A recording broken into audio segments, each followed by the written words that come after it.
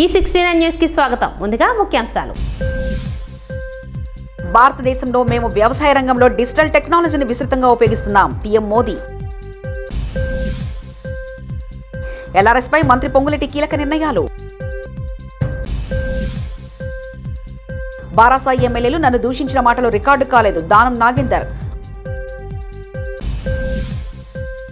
YS Jagan గారు party మీకు ఎల్లవేళలా అండగా ఉంటుందని కార్యకర్తలకు భరోసా ఇచ్చారు. పేర్ని నాని. ఒక బహిరంగ సభను ఉద్దేశించి పీఎం మోదీ మాట్లాడుతూ, భారతదేశంలో మేము వ్యవసాయ రంగంలో డిజిటల్ టెక్నాలజీని విస్తృతంగా ఉపయోగిస్తున్నాం. పీఎం కిసాన్ సమ్మాన్ నిధి ద్వారా ఒకే క్లిక్తో 10 కోట్ల మంది రైతుల బ్యాంకు ఖాతాలకు నిధులు బదిలీ చేయబడతాయి. మేము నిర్మిస్తున్నాం. డిజిటల్ పంటల సర్వేల కోసం డిజిటల్ పబ్లిక్ ఇన్ఫ్రాస్ట్రక్చర్ రైతులకు రియల్ టైం సమాచారాన్ని అందిస్తుంది. ఈ చొరవ మిలియన్ల మంది రైతులకు ప్రయోజనం చేకూరుస్తుంది మరియు వారి ఆర్థిక పరిస్థితిని మెరుగుపరుస్తుంది. पैसे ट्रांसफर हो जाते हैं. हम डिजिटल क्रॉप सर्वे के लिए डिजिटल पब्लिक इंफ्रास्ट्रक्चर बना रहे हैं. हमारे किसानों को रियल टाइम इंफॉर्मेशन मिलेगी और वो डेटा ड्रिवन डिसीजन ले सकेंगे. हमारी इस पहल से करोड़ों किसानों को फायदा होगा, उनकी आर्थिक स्थिति और बेहतर होगी. सरकार लैंड के डिजिटलाइजेशन का भी बहुत बड़ा अभियान चला रही है. किसानों को उनकी लैंड का एक डिजिटल आइडेंटिफिकेशन नंबर भी दिया जाएगा.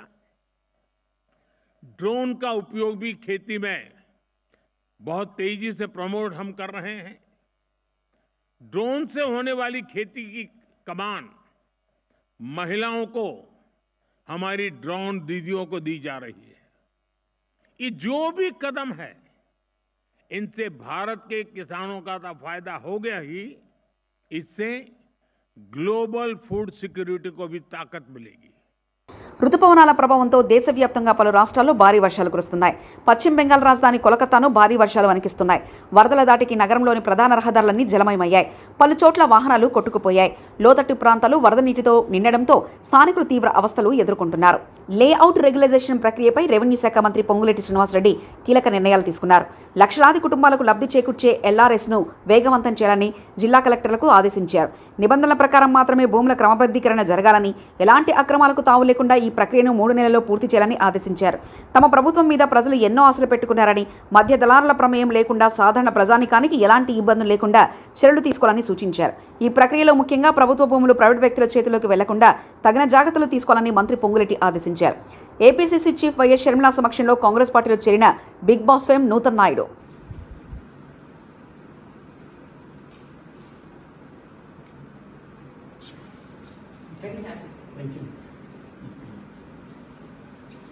దానం నాగేందర్ను టీషర్ట్ వేసుకొని పౌడర్ కొట్టుకొని తాజ్ కృష్ణాలో తిరిగినట్లు, ఇండోర్ గేమ్స్ ఆడినట్లు అనుకుంటున్నావా ఏంది? పాడి కౌశిక్ రెడ్డి.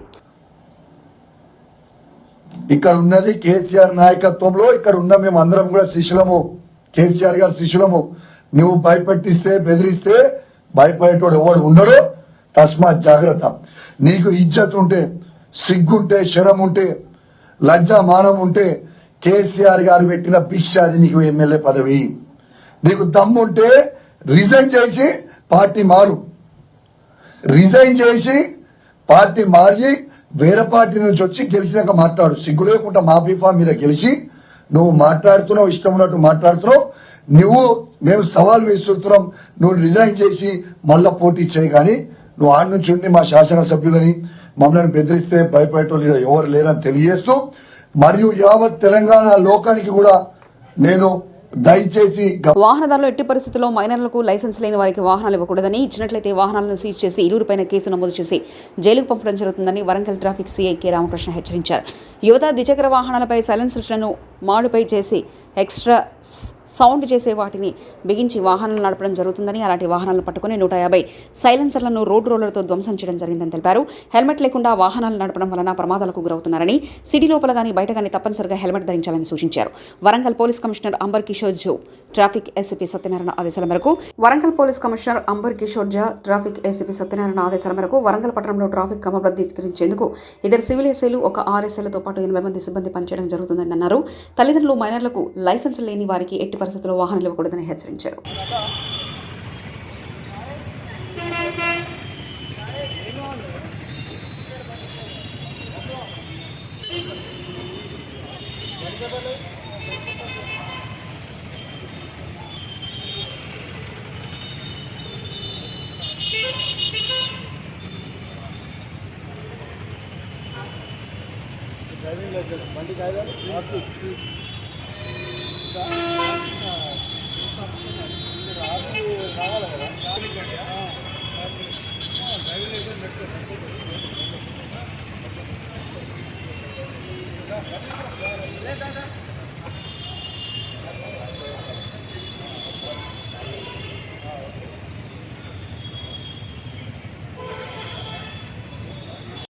గౌరవ సిపి గారు అంబర్ కిషోర్ జా సార్ ఆదేశాల మేరకు మరియు ట్రాఫిక్ ఏసీపీ సత్యనారాయణ సార్ ఆదేశాల మేరకు మా వరంగల్ ట్రాఫిక్ పరిధిలో నాతో పాటు మా వాళ్ళు 3 సివిల్ ఎస్ఐలు, ఒక ఆర్ఎస్ఐ గారు, మా స్టాఫ్ ఒక 80 మంది సిబ్బంది వరంగల్ ట్రాఫిక్ క్రమబద్ధీకరణ కోసం పనిచేయడం జరుగుతుంది.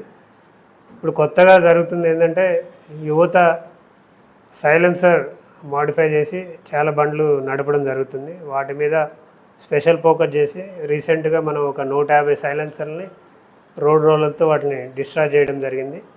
అంటే యువతకి ప్రతి ఒక్కరికి తల్లిదండ్రులకి ఇచ్చే సూచన ఏంటంటే మైనర్ని ఎట్టి పరిస్థితుల్లో కూడా వాళ్ళకి వాహనాలు ఇవ్వద్దు. మైనర్కి వాహనాలు ఇచ్చినట్లయితే కొత్త చట్టం ప్రకారం వాళ్ళు ఎవరైతే ఓనర్స్ ఉన్నారో బండి రిజిస్ట్రేషన్ ఎవరి పేరు మీద ఉందో వాళ్ళు కంపల్సరీగా వాళ్ళతో పాటు వాళ్ళకు కూడా జైలు శిక్ష విధించబడుతుంది. కాబట్టి ఎట్టి పరిస్థితుల్లో మైనర్లకి లైసెన్స్ లేని వాళ్ళకి వాహనాలని ఇవ్వకూడదు. వాహనాలను ఇచ్చినట్లయితే వాహనం అనేది మనం డిటైన్ చేయడం, సీజ్ చేయడం అవుతుంది. దాంతోపాటు వాళ్ళ పేరెంట్స్ని కూడా తీసుకొని వెళ్ళి హెడ్ క్వార్టర్లో వాళ్ళకి సపరేట్ కౌన్సిలింగ్ అవుతుంది. అదే మైనర్స్ అయితే వాళ్ళకి జూనియర్ కోర్టులో అబ్జర్వేషన్ హోమ్కి కూడా ప్రతి వీక్ కొంతమందిని మేము అబ్జర్వేషన్ హోమ్కి కూడా మైనర్లు పంపడం జరుగుతుంది. అంటే వాళ్ళకి పేరెంట్స్ యొక్క గైడెన్స్ అనేది తప్పనిసరి అవసరం. మేము ఇప్పుడు రోడ్డు మీద కలిసినప్పుడు కొంతమందికే మేము అవగాహన కల్పించగలుగుతాం. కానీ తల్లిదండ్రులు ఎట్టి పరిస్థితుల్లో కూడా 18 సంవత్సరాలు నిండిన వారికి, లైసెన్స్ లేని వారికి వాహనాలు ఇవ్వకూడదని చెప్పి సూచన. ప్రతి ఒక్కరు ఇంకోటి హెల్మెట్ అనేది ఇటు రీసెంట్గా మా హోంగార్డ్ కూడా ఆయన మార్నింగ్ డ్యూటీ దిగేసి అన్ఎక్స్పెక్టెడ్గా వర్షం రావటం వల్ల హెల్మెట్ తడవటం వల్ల అతను హెల్మెట్ లేకుండా పోయి ఒక యాక్సిడెంట్కి గురవుతాడు. అతను కొన్ని రోజులు కోమాల్లోకి పోవడం జరిగింది. అంటే ఎగ్జాంపుల్ ఎందుకు చెప్తున్నామంటే ప్రతి ఒక్కరు కూడా మనకంటే సిటీ లోపల సిటీ బయట అని కాదు, ఎక్కడికి వెళ్ళినా సరే మీరు బండి ఒకసారి స్టార్ట్ చేసే ముందు హెల్మెట్ పెట్టుకొని, నేను ఇంకోటి triple riding, cell phone driving ఎట్టి పరిస్థితుల్లో కూడా త్రిబుల్ రైడింగ్ అనేది చేయకూడదు. త్రిబుల్ రైడింగ్ చేసే బండ్లు కూడా మేము డిటైన్ చేయడం, వాళ్ళకి ఫైన్ ఇంపోజ్ చేసి డిటైన్ చేయడం జరుగుతుంది. మైనర్ వాహనాలు ఒకటి, ఇంకోటి ర్యాష్ డ్రైవింగ్ ఒకటి. ర్యాష్ డ్రైవింగ్ వల్ల ఏమవుతుందంటే మనం ర్యాష్గా పోవడం వల్ల మన తోటి వాళ్ళకు కూడా ఇబ్బంది జరిగి వాళ్ళు ప్రమాదానికి గురి కావడం వస్తుంది. కాబట్టి ఎట్టి పరిస్థితుల్లో ఎక్కువ యువతకి మీ ఇచ్చే సలహా ఏంటంటే లైసెన్స్ లేకుండా మీరు బైక్ అనేది ఎట్టి పరిస్థితుల్లో నడపడానికి లేదు. లైసెన్స్ లేకుండా నడిపితే మాత్రం కంపల్సరీగా వెహికల్ సీజ్ అవుతుంది. మీరు కోర్టు చుట్టూ తిరగాల్సి ఉంటుంది. మీతో పాటు మీ పేరెంట్స్ కూడా కౌన్సిలింగ్కి, కోర్టుకు కూడా అటెండ్ కావాల్సి ఉంటుంది.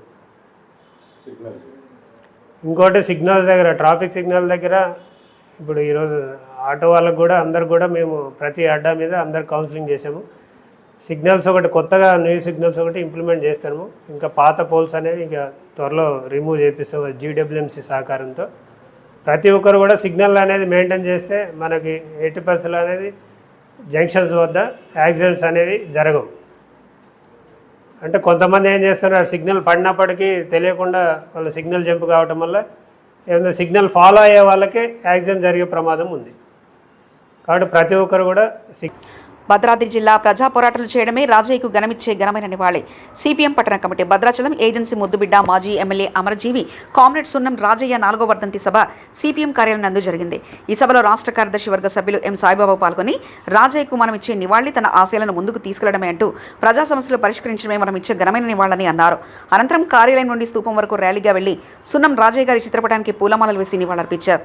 ఈ కార్యక్రమంలో పార్టీ జిల్లా కార్యదర్శి అన్నవరపు కనకయ్య, రాష్ట్ర కమిటీ సభ్యులు మత్స వెంకటేశ్వర్లు, మాజీ DCCB chairman Yalamanchi Ravikumar, party senior నాయకులు జిఎస్ శంకర్, బి తిలక్, శరత్, వెంకటరమణరావు, సున్నం గంగా తదితరులు పాల్గొన్నారు.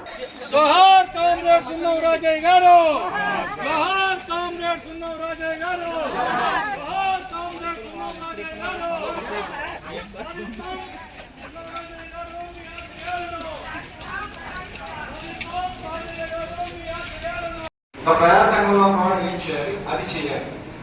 అది చేయకపోతే ఆయన మన సాయిబాబు గారు మొదటే అంటారు, కమ్యూనిజం పట్ల మార్క్సిజం పట్ల ఆయనకు ఉన్నటువంటి దృఢమైన దీక్షే ఇవన్నీ చేయించగలిగాయి అని. ఇంత గొప్పగా ప్రజల్లో ఉన్నట్టే దానికి అదే కారణం. అవన్నీ లేకుండా మనం కూడా ఏం చేయలేము. మనం ప్రతి వాళ్ళకు మనం ఏం చేస్తామో మనం చూడాలి. లెవి పర్ఫెక్ట్ గా కట్టాలి, సభ్యత్వం ఈ టైంలో కట్టాలి. శాఖ రావట్లేదు. వాళ్ళకి గెలిచిన అధికార పార్టీ పైరవీ చేసుకునే ఇబ్బంది ఉంది.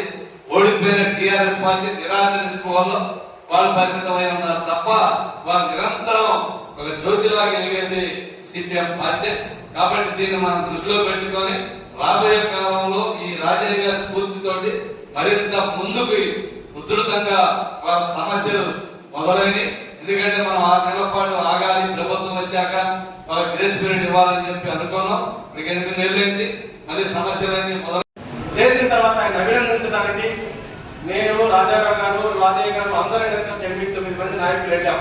సిఐటి తరఫున వెళ్ళి ఆయన చేతిలో బొకే పెట్టి కొత్త తెలంగాణ వచ్చింది, ఈ రాష్ట్రాన్ని ముందుకు తీసుకెళ్లే దానికోసం మా వైపుగా మేము నిర్మాణాత్మకమైన పాత్రను పోషిస్తాం, పరిశ్రమలు అంటే హైదరాబాద్ లోనే కాదు ఉండాల్సింది, మీరు పెట్టండి అనే మాటలు ఏం మాట్లాడుతుంటే ఆయన ఏం మాట్లాడాడంటే, రాజయ్య గారు ఇంకా మీరు ఆ సిద్ధాంతం ఎర్రజెండాలో ఉండాల్సిన అవసరం ఉందా, ఇంకా ఎర్రజెండాకి ఇంకా దానికి ఆ జీవం ఉందా, ఈ పద్ధతిలో మాట్లాడారు.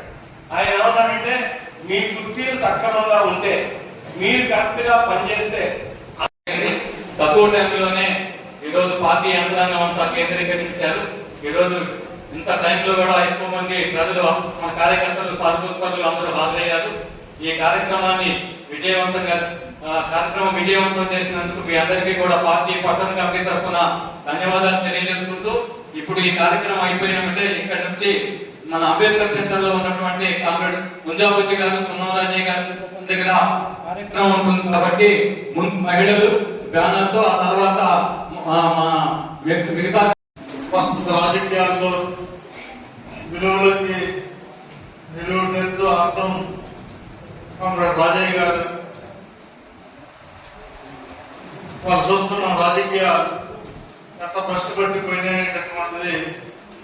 ఇవాళ గెలిచినటువంటి వాళ్ళు తిరిగి రేపు పొద్దున అదే పార్టీలో ఉండాలన్నటువంటి ఒక నిజమైనటువంటి పరిస్థితులు అనేటటువంటి రాష్ట్రంలో మనం చూస్తున్నాం.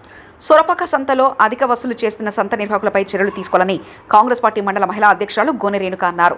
బుర్గంపాడు మండలం సారపాక ఆదివారం జరిగే సంత పాటదారుడు గ్రామ పంచాయతీ నిబంధనల ప్రకారం వసూలు చేయకుండా అధిక మొత్తంలో వసూలు చేస్తున్న వారిపై చర్యలు చేపట్టాలని, బినామీదారులు పెట్టుకున్న గతంలో 6 లక్షల పైచిలకు పాట పాడిన వ్యక్తి బినామీలు నిర్వహిస్తున్నారని వారిపై తగిన చర్యలు తీసుకోవాలని కోరారు. జిల్లా వ్యాప్తంగా డిఫాల్టర్ అయిన అతనిపై చర్యలు తీసుకోవాలని కోరారు.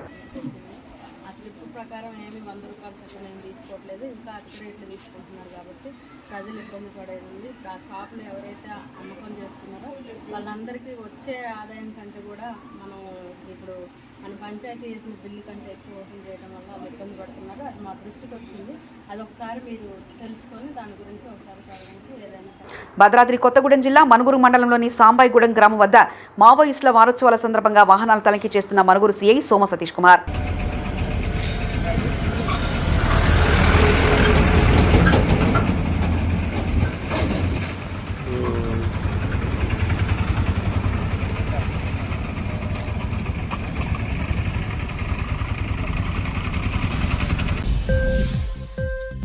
భారతదేశంలో మేము వ్యవసాయ రంగంలో డిజిటల్ టెక్నాలజీని విస్తృతంగా ఉపయోగిస్తున్నాం. పీఎం మోదీ. ఎల్ఆర్ఎస్పై మంత్రి పొంగులేటి కీలక నిర్ణయాలు. బారాసాయి ఎమ్మెల్యేలు నన్ను దూషించిన మాటలు రికార్డు కాలేదు. దానం నాగేందర్. వైఎస్ జగన్ గారు పార్టీ మీకు ఎల్లవెల్లలా అండగా ఉంటుందని కార్యకర్తలకు భరోసా ఇచ్చారు. పేర్ని నాని. ఈ 69 న్యూస్ ఇంతటితో సమాప్తం. కీప్ వాచింగ్ ఈ 69.